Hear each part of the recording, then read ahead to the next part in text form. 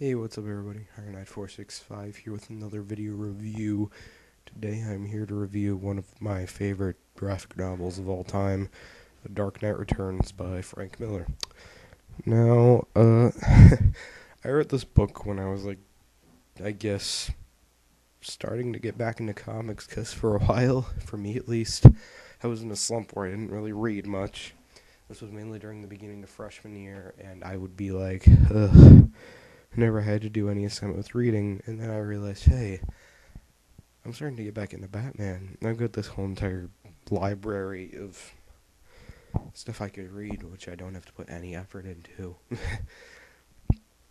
So I started and I bought Batman Year One, which was fantastic, and then sorry, um, someone on YouTube, LaserDude99, recommended I would get, or I should get, Dark Knight Returns.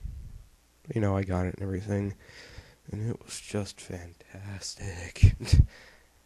This book, the writing is just so interesting, and it tells the story of a old, 70, I think he said he was like around 72 in the book, 72-year-old Bruce Wayne who hasn't been Batman for around 10 or 20 years, and he's been out of the game and everything, and he just is tired of hearing about this crime that's just happening everywhere, horrible things.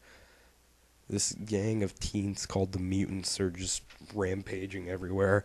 So he's like, alright, I gotta stop these insane teenagers. So he becomes a Batman again, and he is awesome. like, it's just so from like a psychological point, so interesting. And then, the Joker finds out that he's gotten out of the asylum, and he's just been sitting here for years, just like, okay, the Batman's, not around anymore. I don't really see any point of doing anything, so he just sits there, all calm and everything, just waiting for him to come back, and that's also really interesting that, just when you think about it, that Joker would just be sitting there, because there's no point in doing anything if Batman's not there to stop him. Yeah, and then, Two-Face, well, he's Harvey Dent in this book, basically got, skin grafts, I guess, on half of his face, so he didn't have the,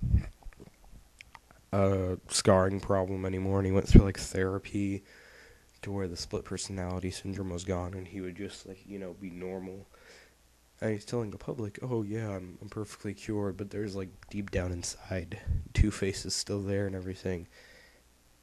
And, by the way, this is spoilers, about halfway through the book, he just goes insane, stuff happens I'm not going to tell you.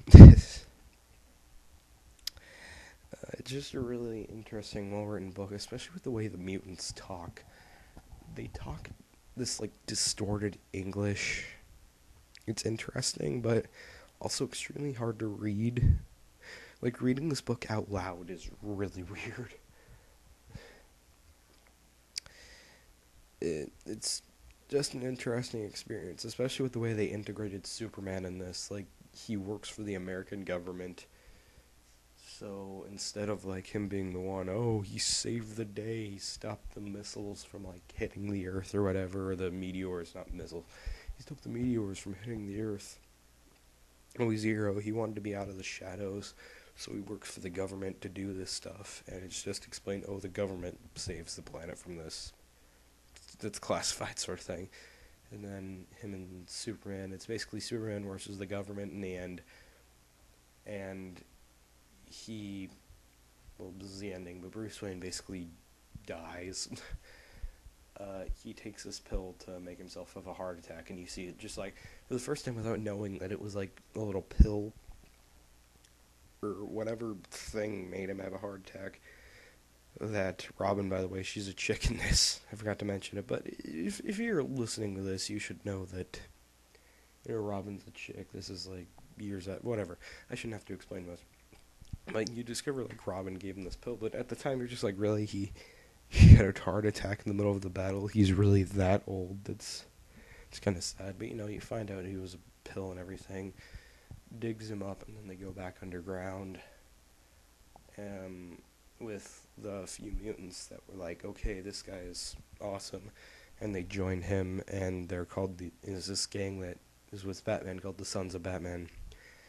And then this book goes on to lead into a crappy sequel, The Dark Knight Strikes Again, which is horrible. I read it while I was in Barnes and Noble, and it was just awful. But yeah, Dark Knight Returns is one of my favorite graphic novels of all time, but definitely my favorite Batman graphic novel of all time. Yeah, I would definitely recommend reading it if you're a Batman fan, and yeah, that's basically it. Give it a 5 out of 5. I really had no problems with it, but yeah, that's basically it, guys. So yeah, see ya.